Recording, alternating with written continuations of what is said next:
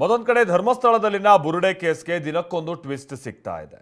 ಇಷ್ಟು ದಿನ ಚಿನ್ನಯ್ಯನಿಗೆ ಬುರುಡೆ ತಂದುಕೊಟ್ಟಿದ್ದು ಯಾರು ಅನ್ನೋದು ಯಕ್ಷ ಪ್ರಶ್ನೆ ಆಗಿತ್ತು.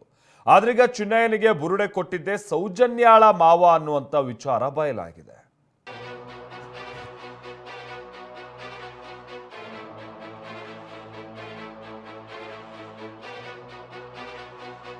ಬುರುಡೆ ಹಿಡ್ಕೊಂಡು ಕೋರ್ಟ್ಗೆ ಬಂದಿದ್ದ ಚಿನ್ನಯ್ಯ 2 ತಿಂಗಳು ಬುರುಡೆ ಬಿಟ್ಟಿದ್ದ.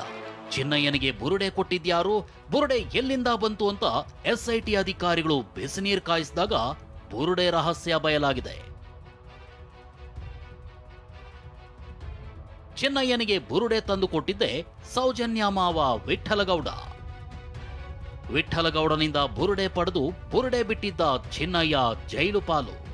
ಬುರುಡೆ ಮಾಲೀಕ ಯಾರು ಅನ್ನೋದು ಯಕ್ಷ ಪ್ರಶ್ನೆಯಾಗಿತ್ತು. ಜಯಂತ್ ನನಗೆ ಬುರುಡೆ ಕೊಟ್ಟಿದ್ದು ಅಂತ ಚಿನ್ನಯ್ಯ ಹೇಳಿದ್ದ. ಆದ್ರೆ ಜಯಂತ್ ಗಿರೀಶ್ ಮಟ್ಟಣ್ಣನವರ ಕಡೆಗೆ ಬೊಟ್ಟು ಮಾಡಿದ್ದ. ಹೀಗಾಗಿ SIT ಅಧಿಕಾರಿಗಳು ಚಿನ್ನಯ್ಯನನ್ನ ಚೆನ್ನಾಗಿ ಗ್ರಿಲ್ ಮಾಡಿದ್ದಾರೆ. ಆಗ ವಿಠ್ಠಲಗೌಡಗೆ ಚಿನ್ನಯ್ಯ ಮೊದಲಿನಿಂದಲೂ ಪರಿಚಯವಿದ್ದ ಮಾಹಿತಿ ಗೊತ್ತಾಗಿ ಬುರುಡೆ ಬಣ್ಣ ಬಟಾ ಬಯಲಾಗಿದೆ. ಚಿನ್ನಯ್ಯನಿಗೆ ಬುರುಡೆ ಕೊಟ್ಟಿದ್ದೆ ಸೌಜನ್ಯ ಮಾವ ವಿಠ್ಠಲಗೌಡ ಅನ್ನೋದು SIT ತನಿಖೆ ವೇಳೆ ಗೊತ್ತಾಗಿದೆ. ಚಿನ್ನಯ್ಯ ಮತ್ತು ವಿಠ್ಠಲಗೌಡ ನಡುವೆ ಹಳೆ ಸಂಬಂಧವಿತ್ತು. ನೇತ್ರಾವತಿ ನದಿ ತೀರದಲ್ಲಿ ವಿಠ್ಠಲಗೌಡ ಇಟ್ಕೊಂಡಿದ್ದ ಚಿಕ್ಕ ಹೋಟೆಲ್ನಲ್ಲೇ ಈ ಮಾಸ್ಕ್ ಮ್ಯಾನ್ ಚಿನ್ನಯ್ಯ ವಾಸಿಸ್ತಾ ಇದ್ದ. ನದಿ ತೀರದಲ್ಲಿ ಭಕ್ತರು ಮರೆತು ಹೋಗ್ತಿದ್ದ ವಸ್ತುಗಳನ್ನ ಹಾಗೂ ಮೃತದೇಹಗಳೇನಾದ್ರೂ ಸಿಕ್ಕರೆ ಅದರ ಮೇಲೆ ಇರ್ತಿದ್ದ ಚಿನ್ನಾಭರಣವನ್ನ ವಿಠ್ಠಲಗೌಡನಿಗೆ ಚಿನ್ನಯ್ಯ ನೀಡ್ತಾ ಇದ್ದ. 9, 10, 11, 12ನೇ ಸ್ಪಾಟ್ಗೆ ವಿಠ್ಠಲಗೌಡನ ಕರೆತಂದು ಮಹಜರು. ಚಿನ್ನಯ್ಯನಿಗೆ ಬುರುಡೆ ಕೊಟ್ಟಿದ್ದೆ ಸೌಜನ್ಯ ಮಾವ ವಿಠ್ಠಲಗೌಡ ಅಂತ ಗೊತ್ತಾಗ್ತಿದ್ದಂತೆ SIT ಮತ್ತಷ್ಟು ಅಲರ್ಟ್ ಆಗಿದೆ. ಕೂಡಲೇ ವಿಠ್ಠಲಗೌಡನನ್ನ ಕಚೇರಿ ಕರೆಸಿಕೊಂಡು ತೀವ್ರ ವಿಚಾರಣೆ ಮಾಡಿದೆ.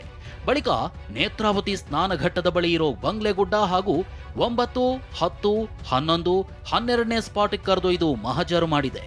ಸುಮಾರು ಅರ್ಧ ಗಂಟೆ ಕಾಲ ಸ್ಥಳದಲ್ಲಿದ್ದ ತಂಡ ಮಹಜರು ಮುಗಿಸಿ ವಾಪಸ್ SIT ಕಚೇರಿ ಕರೆತಂದಿದೆ.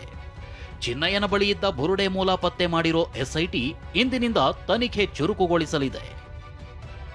ಬುರುಡೆಯನ್ನ ಯಾವ ಸ್ಥಳದಿಂದ ಅಗೆದು ತರಲಾಗಿದೆ, ಬುರುಡೆ ಹೊರತುಪಡಿಸಿ ದೇಹದ ಉಳಿದ ಭಾಗ ಎಲ್ಲಿದೆ ಅನ್ನೋ ಬಗ್ಗೆ ತನಿಖೆ ನಡೆಸಲಿದೆ.